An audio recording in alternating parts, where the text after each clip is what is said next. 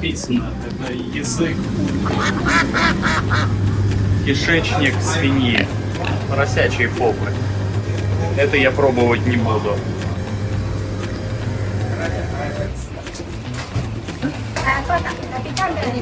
Нормально. Петушка.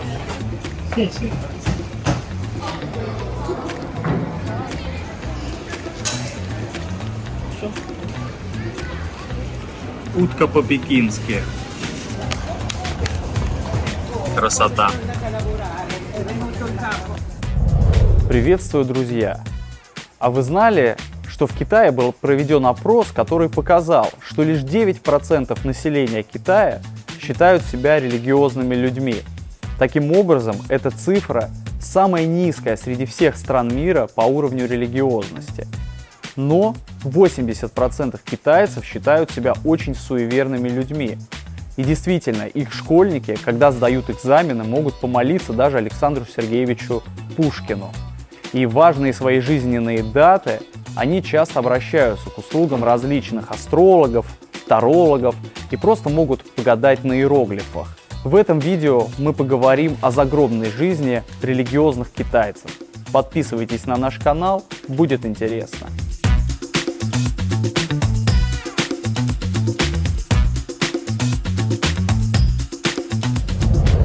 В Китае существует древняя книга под названием «Благословенная копия яшмовых правил неба для увещевания всех людей».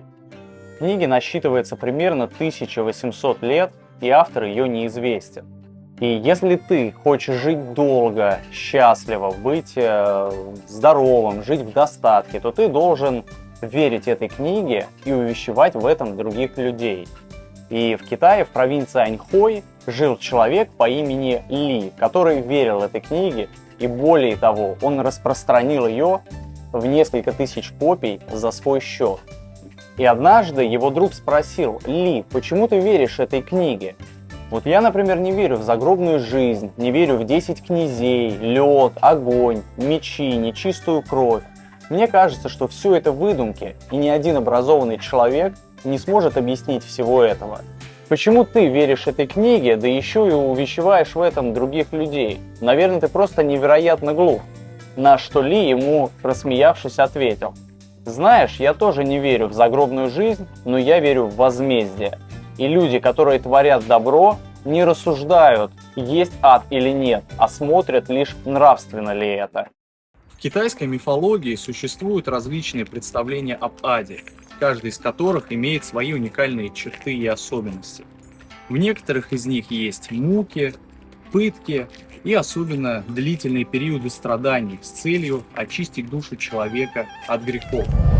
Это называется Диюй. И Диюй одновременно это место не только ужасных пыток, это также и место отвратительной такой непреодолимой бюрократии. И сейчас вы поймете почему. Правителем этого места и владыкой душ умерших является царь Яма, или по-китайски Ян Ло.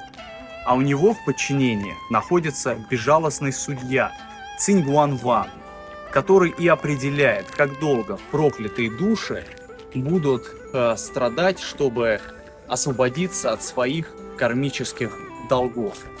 А у Цинь Гуан Вана в подчинении уже такие более мелкие служащие, различные охранники, судебные приставы, упыри, демоны, мучители и все те, кто обслуживает вот эту вот всю адскую систему. Кстати, у Яна Ло в подчинении находятся те самые 10 князей ада, которые и являются главными судьями. Вот, кстати, изображение из Британского музея, где мы видим, сидят такие 10 судей, такие чиновники, у которых прям какой-то вот документ на столе. А вот теперь мы подходим к самому интересному. Что же ждет умершего человека, который считает себя религиозным? В каждой китайской провинции, там на своей земле существует туди. Туди называют таких поместных духов наподобие гномов. И этот туди отвечает за урожай там в своем районе, за урожай хлеба, овощей, фруктов. Ему люди строят бесчисленные часовни и молятся о здравии, в путешествии. Но самое интересное, что Как только человек умирает, первым делом он направляется к своему местному духу Туди. У Туди есть такая специальная книга, куда он вносит записи, как бы аттестуя душу, как добрую или злую. Потом он это передает Чен Хуану, одному из божеств подземного мира. А далее человек еще должен пройти допрос у Фынду Дуди, который заведует переходами между мирами живых и мертвых. И там есть такие ворота, где написано Фынду, город провинции Сычуань. Китайцы верят, что именно в этом городе находится вход в подземные страны. То есть мы сразу можем представить такой пограничный контроль. У всех чиновников Диюя есть своя резиденция, в которой они проживают. И находится она в стольном граде Юду, что переводится как «столица мрака». Далее, когда вновь прибывшие души умерших попадают в Диюй, их созывают в одном месте под звон медного колокольчика, и им предлагают раскаяться в своих грехах, чтобы получить возможность родиться снова в образе человека. Те, кто этого не сделают, переродятся потом в образе четвероногих, насекомых или птиц. Но особенно не повезет тем, кто в жизни сотворил много злых поступков, потому что души злодеев кладут на раскаленное железное ложе, и их терзают сотни тысяч демонов с зубами острыми, как сабля, и медными когтями. Также железный коршун будет этим людям выдирать глаза, а железные змеи будут обвивать их горло. Злые души, когда они чувствуют голод, будут получать железные явства, а если они испытывают жажду, им будут давать раскаленный металл. Но очень интересно привилегированное положение ученых и буддийских и даосских монахов, потому что они, в отличие от других людей, не будут испытывать никаких мук, а будут также продолжать читать священные тексты, как они и делали в своей обычной жизни. После того, как наконец все муки были пройдены, душу вызывают в 10-й зал. И именно там решается, кем человек переродится. Он станет опять человеком или слизняком.